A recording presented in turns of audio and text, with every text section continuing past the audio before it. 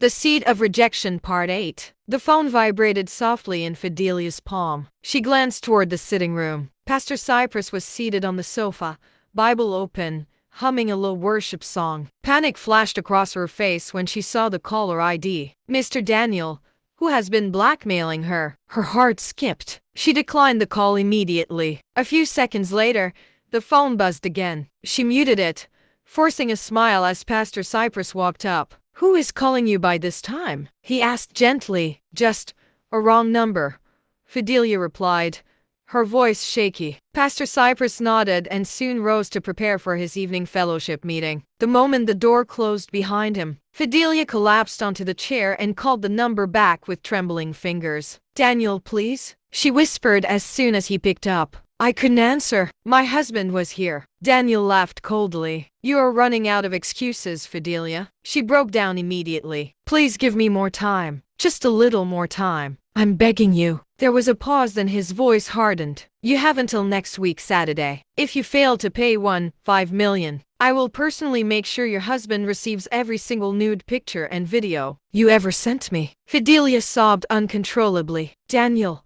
you will destroy my home." "You destroyed it yourself," he replied and ended the call. 1 week later, Pastor Cypress sat stiffly in his chair as Inspector Michael adjusted his seat opposite him. The man's face was tight, professional, yet troubled. "I went to Oka," Michael began. "I located Evelyn's former house." Pastor Cypress leaned forward, hope flickering in his eyes. "I saw the twins," Michael continued slowly. "They were returning from school. JSS1 students." Pastor Cypress's breath caught, and he whispered. Michael swallowed. "Sir, the resemblance is undeniable. They look exactly like you." Tears welled up in Pastor Cypress's eyes. "But," Michael added quietly, "the situation is complicated." He explained how Mama Evelyn, the twins' grandmother, received him with suspicion. According to her, Evelyn had married and moved to Lagos years ago. She got pregnant but died 6 years ago during childbirth.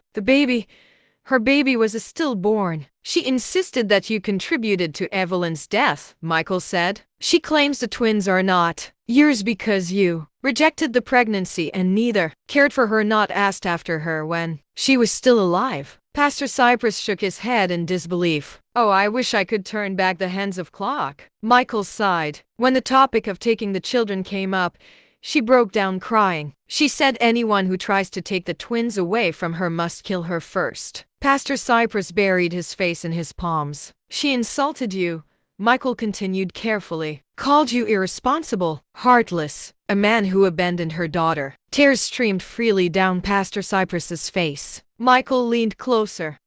"My advice, sir, go and see her, apologize, pay condolences for her daughter. Approach her with humility. You are now a rich man.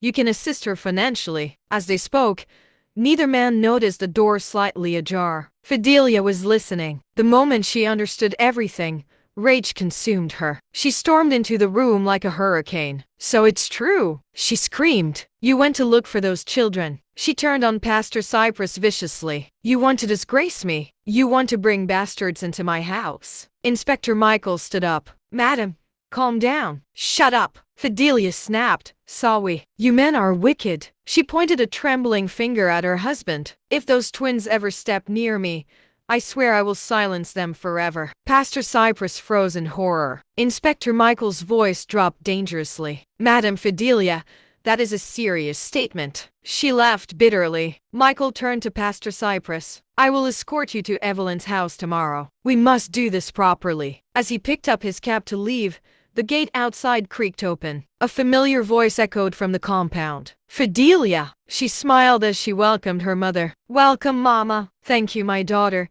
Your mom is here. Worry no more. No matter what the problem is, your mother is a problem solver."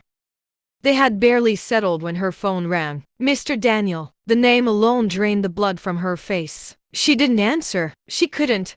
But the phone buzzed again, angrier this time. A message followed. "You have till today, Saturday, by nightfall." Her mother watched closely. A mother always knows. "Fidelia," she said softly, yet firmly, "what is going on with you?" That was all it took. Fidelia broke. The words poured out like blood from an open wound. The nude pictures, the shame, the 10 million naira she had scraped together by selling her jewelry, her dignity traded for silence. And now Mr. Daniel wanted another 1.5 million. Money she did not have, money that did not exist. Before her mother could fully absorb that horror, Fidelia added the second blow. Her husband, Pastor Gabriel, wanted to bring home a set of twins, children he had fathered years ago, before marriage, children from another woman. Her mother said nothing for a long moment. She simply listened, calculated, measured. Then she spoke. "If your husband sees those pictures," she said slowly, "it will be the end of this marriage. A pastor seeing his wife naked with another man, even if it's blackmail,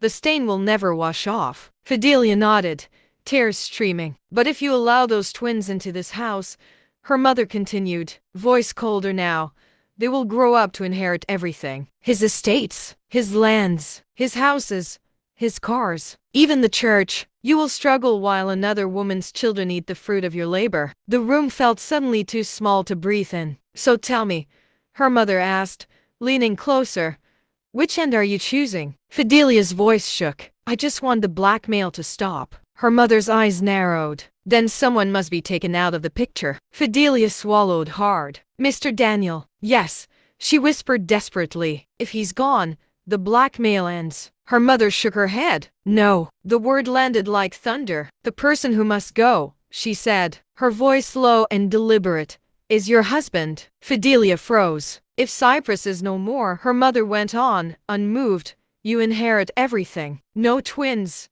no rival heirs, no scandal. You are young, Fidelia. With money, you can adopt children, or have your own. Life will go on comfortably."